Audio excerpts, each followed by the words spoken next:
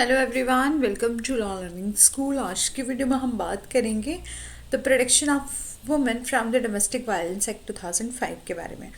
और इससे पहले मैं आपको बता दूं कि मैंने एक वीडियो अपलोड करी है इससे पहले, जिसमें मैंने पार्ट 1 जो है वो डिस्कस किया है। सेक्शन 11 तक पूरा कंप्लीट करवा चुकी हूँ। आज हम सेक्शन 12 से शुरुआत करेंगे। तो चैप्टर नंबर 4 क्या बोलता है, प्रोसीजर क्या है ऑब्टेनिंग ऑर्डर ऑफ रिलीफ, मतलब ऑर्डर ऑफ रिलीफ लेने का क्या प्रोसीजर है। तो सबसे पहले क्या बोला, सबसे पहले हम करेंगे एप्लीकेशन फाइल। सेक्शन 12 जो कि बहुत ज़्यादा इंपॉर्टेंट है, वो बात करता है एप्लीकेशन टू मजिस्ट्रेट। मीन एक यदि डोमेस्टिक वायलेंस हो जाता है किसी पर्सन के साथ, किसी लेडी के साथ, वुमेन के साथ, तो एग्रीव्ड पर्सन किसे बोला गया है, उस वुमेन को बोला गया है। तो एग्रीव्ड पर्सन और द प्रोटेक्शन ऑफिसर और कोई भी पर्सन उसके बिहाफ पर, एग्रीव्ड पर्सन के बिहाफ पर में प्रेजेंट कर सकता है an application to the magistrate for seeking one or more relief.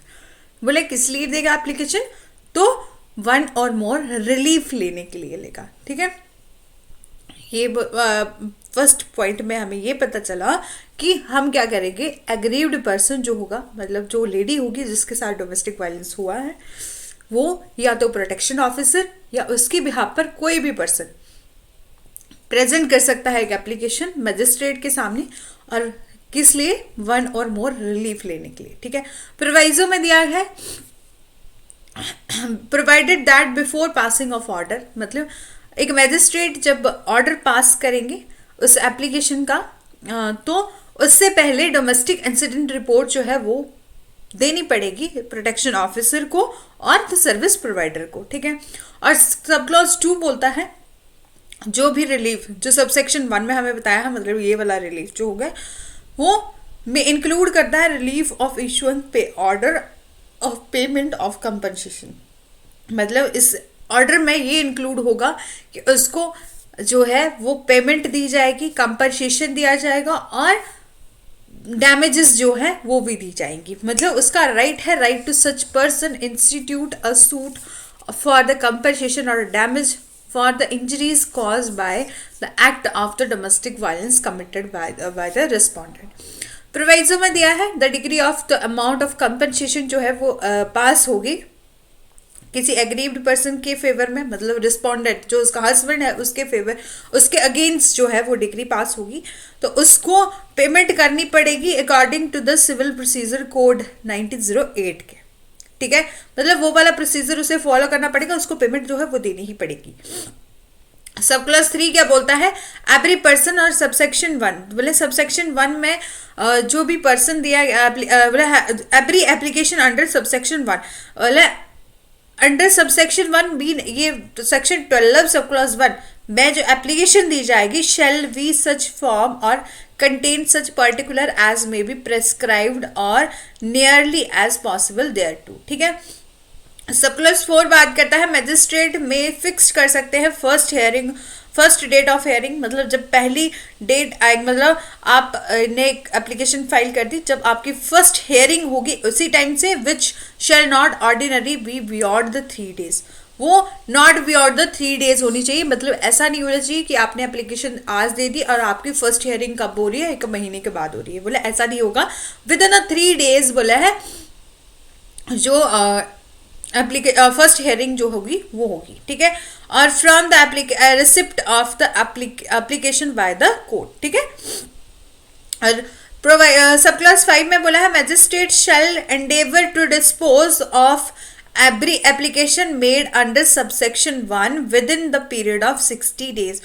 बोला है डिस्पोज ऑफ कर दी जाएंगी एप्लीकेशन जो भी उसे दी गई है सेक्शन 12 में, तो विद इन द 60 days जो है, और first date of first hearing, जब फर्स्ट हियरिंग होगी उसके 60 days जो है, मतलब 2 महीने के अंदर जो है वो उसकी एप्लीकेशन जो है वो डिस्पोज ऑफ कर दी जाएगी। ठीक है, अब पहले तो हो गया कि हमने एप्लीकेशन दे दी, प्रोसीजर की तरह समझेंगे। ठीक है, पहले हमने एप्लीकेशन दे दी, इसमें सब कुछ बता दिया कि ये एप्लीकेशन दी जाएगी और इसमें ये जो है वो पर्टिकुलर होने चाहिए। ठीक है, उसके बाद सेक्शन 13 बात करता है सर्विस ऑफ नोटिस, मतलब एक तो पहले हमने एप्लीकेशन दे दी, फिर 13 में आए फिर 13 में हमने सर्विस ऑफ नोटिस कर दिया। नोटिस किससे जाएगा? जब एग्रीव्ड पर्सन ने एप्लीकेशन फाइल कर दिए तो ऑब्वियसली बात है कि जो सर्विस की जाएगी उसे नोटिस जाएगा तो वो रिस्पोंडेंट को जाएगा, दूसरी पार्टी को जाएगा। ठीक है, तो a notice of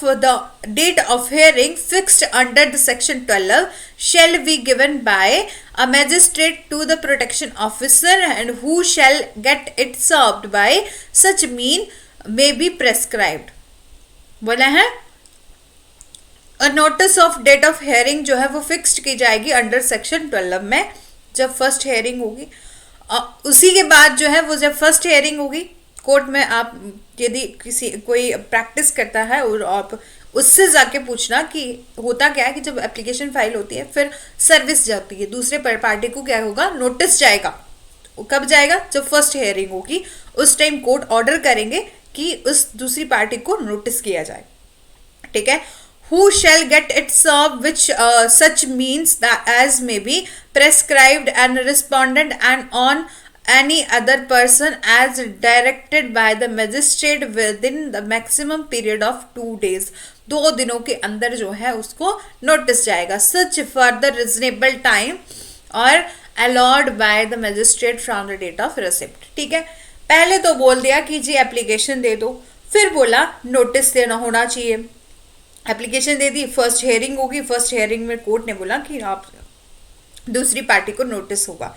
ठीक है, कोर्ट के द्वारा नोटिस किया जाएगा और बोला है कितने टाइम पीरियड में? सिर्फ 2 दिनों के अंदर। जो फर्स्ट हेयरिंग है उसके बाद 2 दिनों के अंदर जो है उसको नोटिस कर दिया जाएगा। ठीक है, और सब क्लॉज 2 में बोला है declaration of service of notice made by the protection officer in such form may prescribed shall be prove that such notice was served upon the respondent and any other person as directed by the magistrate unless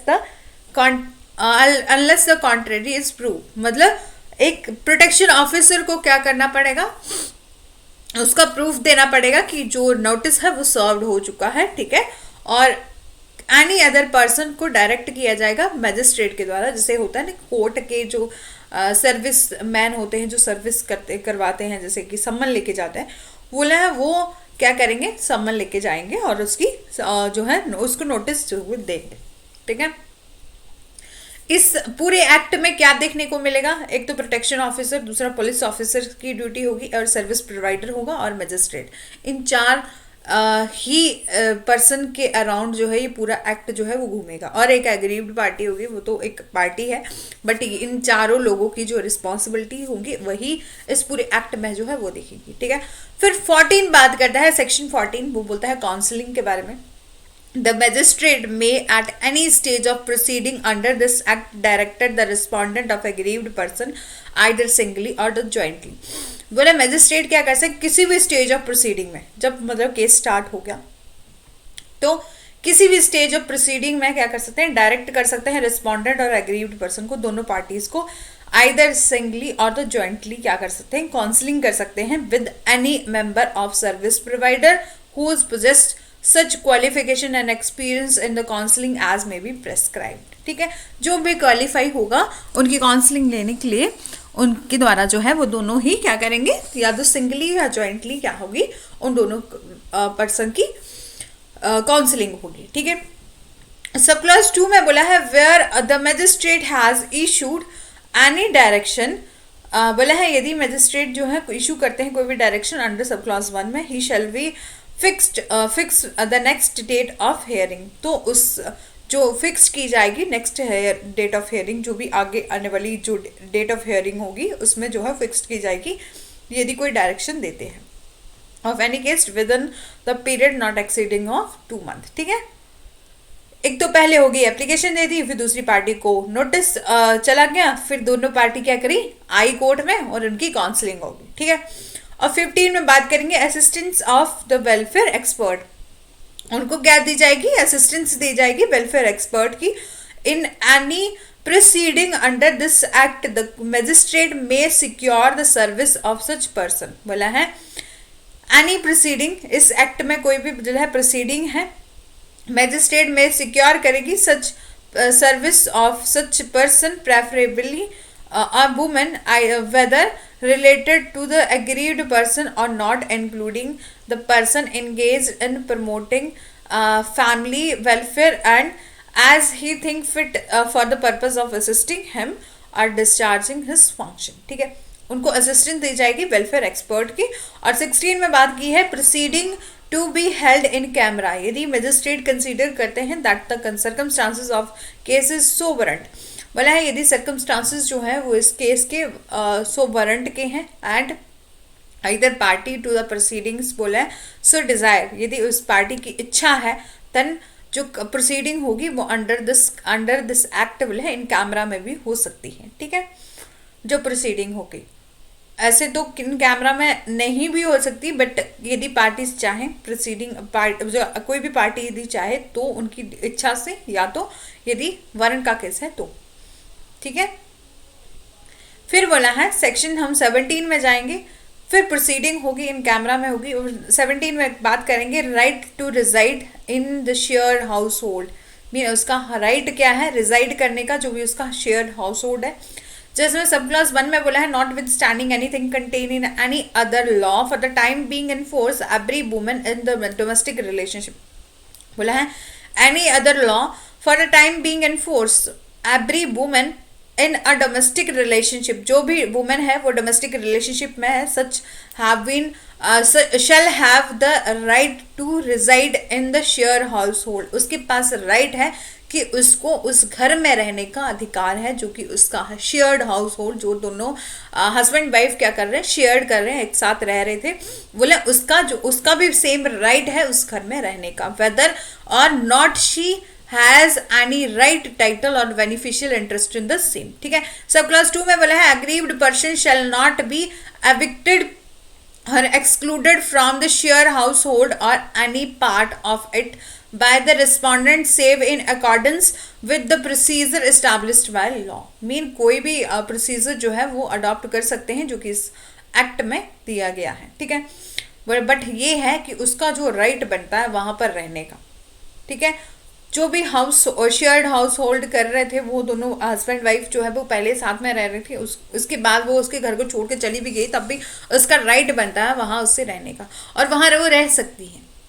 और section 18 बात करता है protection order की, कि protection order जो है वो कैसे दिए जाएंगे। The magistrate may after giving the aggrieved person और respondent an opportunity of being heard and on being prima facie satisfied the domestic violence has taken place or is likely to take place, pass a domestic order in the favor of aggrieved person and prohibit the respondent।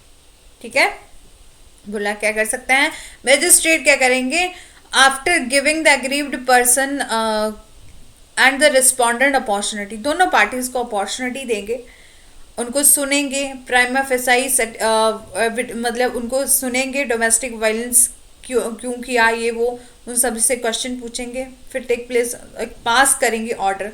जैसे हमारी consideration की stage होती है तब दोनों parties को सुना जाता है कि क्या दोनों पार्टीज ने क्या किया, उनकी इनकम कितनी है, क्यों लड़ाई झगड़ा किया, सब कुछ जो है वो पूछा जाएगा। और उसके फिर बाद में होगा पास किया जाएगा एक protection order in favour of aggrieved person और प्रोहिबिट द रिस्पोंडेंट, प्रोहिबिट किया जाएगा रिस्पोंडेंट को, और किसके फेवर में आएगा वो प्रोटेक्शन ऑर्डर एग्रीव्ड पर्सन के फेवर में, और प्रोहिबिट किया जाएगा रिस्पोंडेंट को। किस लिए, सब क्लॉज 1 में बोला है ए में बोला है committing any act of domestic violence, कि वो आज के बाद दोबारा से कभी डोमेस्टिक वायलेंस कमिट नहीं करेगा, और एडिंग और abetting in the commission of this act of domestic violence. और दूसरा कि यदि जैसे हो सकता है रिस्पोंडेंट जो है उसका हस्बैंड है, साथ में उसके मदर फादर है, मतलब उस लड़की के इन लॉज हैं, जैसे सास ससुर हो गई, ननद हो गई, बोला है उनको भी जो है ऑर्डर किया जाएगा कि वो एडिंग नहीं करेंगे और अबेट नहीं करेंगे, उसको उकसाएंगे नहीं कमिट करने के लिए डोमेस्टिक वायलेंस। ठीक है, और सी में बोला है entering the place of employment of aggrieved person और if any person aggrieved is child, बोला है entering the place of employment of aggrieved person, उसको वहाँ जो जहाँ वो काम कर रही है वहाँ पर जाने से प्रोहिबिट किया जाएगा। और यदि if the person aggrieved is a child, यदि जो बच्चा अग्रीव्ड पर्सन क्या है, एक बच्चा है, तो उसके स्कूल में नहीं जाने दिया जाएगा। फ्रिक्वेंटेड, वो कहीं भी जा रहा है बाय द अग्रीव्ड पर्सन, बोला कहीं भी किसी भी प्लेस पर जा रहा है उसको वहां जाने से रोका जाएगा। एक तो कमिट नहीं किया जाएगा डोमेस्टिक वायलेंस, और दूसरा एडिंग और अबेटिंग नहीं करेंगे, मतलब उसके घर वाले जो है उस पर्सन को, रिस्पोंडेंट को क्या करेंगे, उकसाएंगे नहीं, किसी को भी उकसाया नहीं जाएगा डोमेस्टिक वायलेंस जो है कमिट करने के लिए। तीसरा बोला यदि अग्रीव्ड पर्सन क्या है, एक बच्चा है, तो वो जहाँ काम करता है या यदि बोला है यदि अग्रीव्ड पर्सन क्या है, एक बच्चा है, तो वो उसके स्कूल में नहीं जाएगा, और कहीं कहीं जहां भी जो अग्रीव्ड पर्सन है वो जाता है वो वहां नहीं जाएगा। उस रिस्पोंडेंट को इस बात के लिए प्रोहिबिट किया गया। फिर डी में बोला है attempting to communicate in any form, बोला है और उससे बात करने से भी रोका जाएगा, उस कोशिश की जा रही उससे भी रोका जाए। Whatsoever the aggrieved person including the personal, oral, written और इलेक्ट्रॉनिक टेलीफोनिक कॉन्टेक्ट, मतलब किसी भी तरह से, चाहे पर्सनल, ऑरल, रिटन और टेलीफोनिकली कांटेक्ट करने से उसको प्रोहिबिट किया जाएगा, रोका जाएगा। ठीक है। नेक्स्ट में बोला alienating any assets operating bank locker, बोला है एलिनेट किया जाएगा उसको उसके एसेट से, ऑपरेटिंग बैंक लॉकर से और बैंक अकाउंट से, यूज और held enjoyed by the both party, जिसको कि दोनों पार्टीज क्या करती हैं, जैसे कि एक जॉइंट अकाउंट जो है वो ओपन किया हो, उससे उसको एलिनेट किया जाएगा। और jointly by the aggrieved person and respondent and singly bye the respondent including the स्त्री धन और any other property held either jointly or by the party or separately by them without the leave of the magistrate। बोला है कि वो respondent क्या करेगा, उसको एलिनेट किया जाएगा उसके एसेट से, उसके बैंक लॉकर से, जो भी जो जैसे कोई भी बैंक अकाउंट जो है वो जॉइंटली पहले उन दोनों हस्बैंड वाइफ ने जॉइंटली, जैसे होता है ना कि एक बैंक अकाउंट ओपन किया है, उसको जॉइंटली बोला है दोनों ही क्या करते हैं, अपनी सेविंग्स जो है वो वहाँ पर सेव करते हैं। तो बोला है इस चीज़ से उसको एलिनेट किया जाएगा और उस एग्रीव्ड पर्सन से रिस्पोंडेंट को, जैसे उसका स्त्री धन है, मतलब एग्रीव्ड पर्सन का मतलब उस वुमेन का स्त्री धन है, और अदर कोई भी उसकी प्रॉपर्टी है जो उसको एंजॉय करती है, तो उस मैजिस्ट्रेट क्या करेंगे, ऑर्डर करेंगे उसको एलिनेट करने के लिए, प्रोहिबिट करेंगे उसको वहाँ उसको उस एसेट्स को यूज करने से। ठीक है। और एफ में बोला है causing violence to the dependents, causing violence to the dependents, other relative और any person who give an aggrieved person assisting from domestic violence. ठीक है। सरप्लस फॉर्म में एफ में यही बात करी है कि कॉजिंग वायलेंस जो है टू द डिपेंडेंट्स और उसके रिलेटिव के द्वारा एनी पर्सन जो क्या कर रहे हैं, वायलेंस कॉज कर रहे हैं, जैसे कि उस हस्बैंड के हो गए, जो माता पिता हैं उस लड़की के इन लॉस हो गए, या कोई भी उसका रिलेटिव जो उसके साथ डोमेस्टिक वायलेंस जो है वो कर रहा है, तो उस पर्सन को भी रोका जाएगा, प्रोहिबिट किया जाएगा। ठीक है। और person assistant from the domestic violence, जो भी उसको असिस्ट करने हैं डोमेस्टिक वायलेंस करने से। ठीक है। फिर नेक्स्ट में बोला है कमिटिंग एनी अदर एक्ट और specify in the protection order. ठीक है। कोई भी ऐसा एक्ट कमिट करने के लिए जो स्पेसिफाइड ऑर्डर बोला है, और एनी अदर एक्ट बोला specified in the protection order. ठीक है।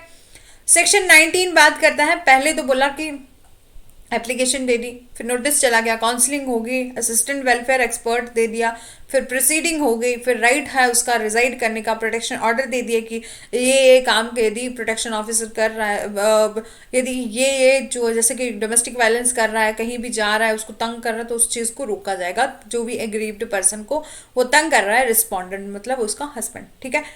फिर बोला सेक्शन 19 में बोला है रेजिडेंस ऑर्डर दिए जाएंगे well disposing any application subsection 1 and of the section 12। बोला है यदि एप्लीकेशन दी जाती है सबसेक्शन 1 ऑफ द सेक्शन 12 के अंडर मैजिस्ट्रेट क्या कर सकते हैं, may are being satisfied for the domestic violence has taken place pass the residence order. क्या करेंगे मैजिस्ट्रेट, क्या करेंगे, उस लेडी को, एग्रीव्ड पर्सन को रेजिडेंस ऑर्डर जो है वो ग्रांट कर सकते हैं, restraining the respondent from the disposing और in any other manner distributing the possession of the aggrieved person. बोला है रिस्ट्रेनिंग किया जाएगा रिस्पोंडेंट को, मतलब रिस्पोंडेंट को रोका जाएगा, डिस्पोजिंग और एनी अदर मैनर, जिस भी मैनर में डिस्ट्रीब्यूट किया जा रहा है position of the aggrieved person, उस वुमेन को, from the share household whether और not respondent has a legal और equitable interest of the shared household. ठीक है, और the directing the respondent to remove himself from a share hold, direct किया जाएगा respondent को वहाँ से रिमूव करने, मतलब वहाँ से जाने, जो भी हाउस होल्ड वो शेयर कर रहे हैं उससे उसको जाने के लिए, मतलब उसको रेजिडेंस ऑर्डर जो है वो एग्रीव्ड पर्सन को, उस वुमेन को दिए जाएंगे। ठीक है, रेस्ट्रेनिंग किया जा रहा है रिस्पोंडेंट को any of the relative from the everything entering and any portion of share household in which the aggrieved person is reside. और डी में बोला है रेस्ट्रेन किया जाएगा रिस्पोंडेंट फ्रॉम एलिनेटिंग और disposing the share household encumbering the same. ठीक है, और ई में बोला है रेस्ट्रेन किया जाएगा रिस्पोंडेंट को रिनाउंसिंग द हिज राइट और the share household except the leave of the magistrate. And फिर बोला है डायरेक्ट किया जाएगा रिस्पोंडेंट को to secure some level of alienate alternate accommodation of the aggrieved person. यदि कोई अल्टरनेट एंड अकोमोडेशन जो है मतलब एग्रीव्ड पर्सन की, उसको बोला है डायरेक्ट किया गया रिस्पोंडेंट को टू सिक्योर करने के लिए some level of alternate accommodation of aggrieved person के हैं उनको एज एंजॉय बाय हर और शेयर्ड हाउस होल्ड और पे रेंट फॉर द सेम। ठीक है, if the circumstances so require is provided that no orders under clause B shall be passed against any person who is a woman। ठीक है,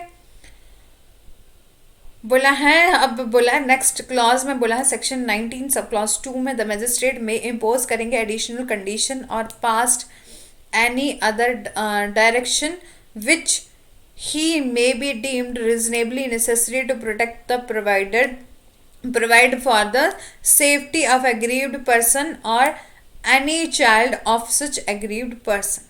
ठीक है, magistrate क्या करेंगे, इम्पोज करेंगे एडिशनल कंडीशन और पास करेंगे any other direction which he may be deemed reasonably necessary है, मतलब जो भी रीजनेबल नेसेसरी है टू प्रोटेक्ट करने के लिए, और प्रोवाइड करेंगे उसको सेफ्टी एग्रीव्ड वुमेन को। ठीक है, और उसके बच्चे को सेफ्टी प्रोवाइड करेंगे। ठीक है, और क्लॉज 3 बात करता है the magistrate may require from the respondent to execute a bond.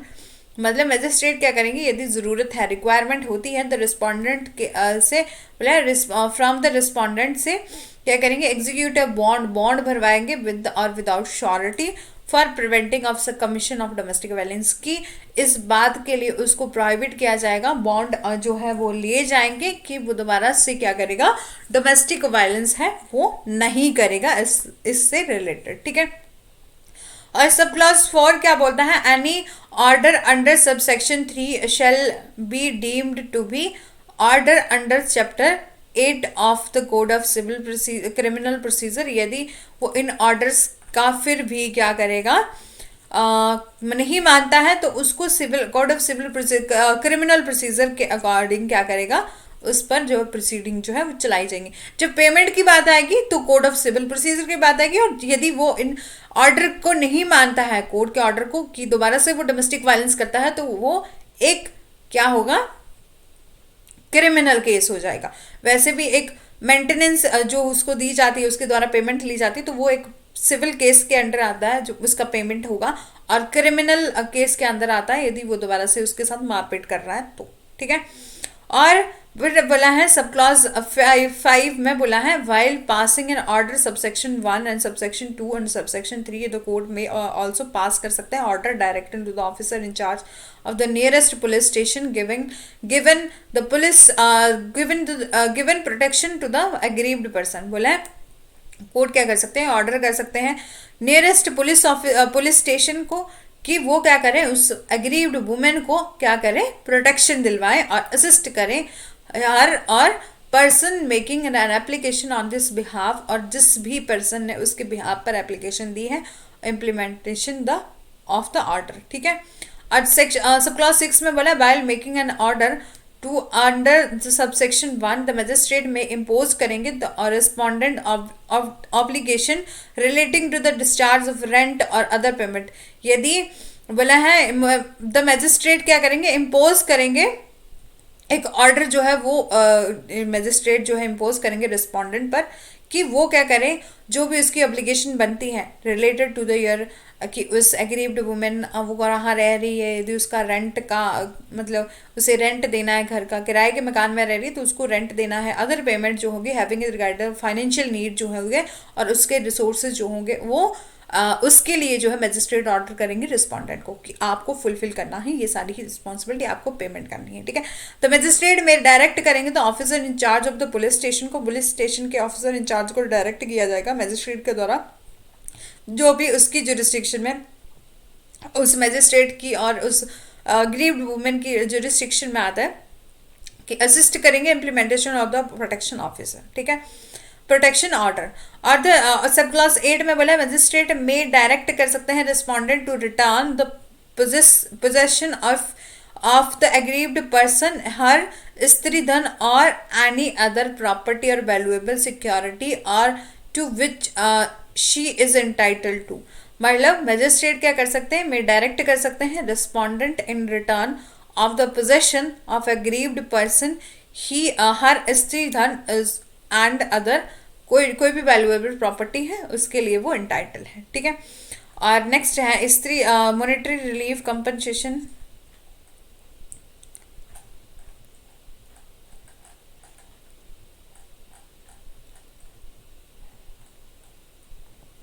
Okay आज की वीडियो में इतना ही, और आगे आने वाली वीडियो में हम नेक्स्ट सेशन में सेक्शन 20 से जो है वो बात करेंगे। ठीक है।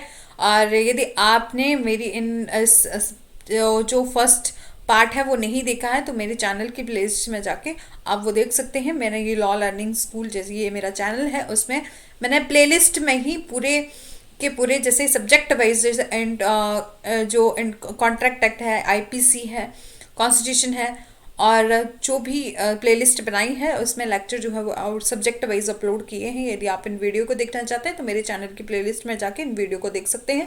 और साथ ही साथ यदि आपने मेरे इस वीडियो से आपको थोड़ा सा भी हेल्पफुल लगा है और आपको थोड़ा बहुत समझ आया है तो मेरे चैनल को सब्सक्राइब करिए और लाइक करिए वीडियो को, और बेल आइकन को प्रेस करिए ताकि आगे आने वाली जितनी भी वीडियो है उनकी नोटिफिकेशन आप तक पहुंच सके। और इससे पहले जो मैंने एक पार्ट 1 जो अपलोड किया है आप उसको जरूर जाके देखना, और इसके बाद भी मैं एक वीडियो अपलोड करूंगी जो कि पार्ट 3 होगा, और उसमें हमने पूरा ही जितने भी सेक्शन बचे हैं उसको कवर कर लेंगे। इसलिए thanks for watching, do like share and subscribe, press the bell icon for further notification.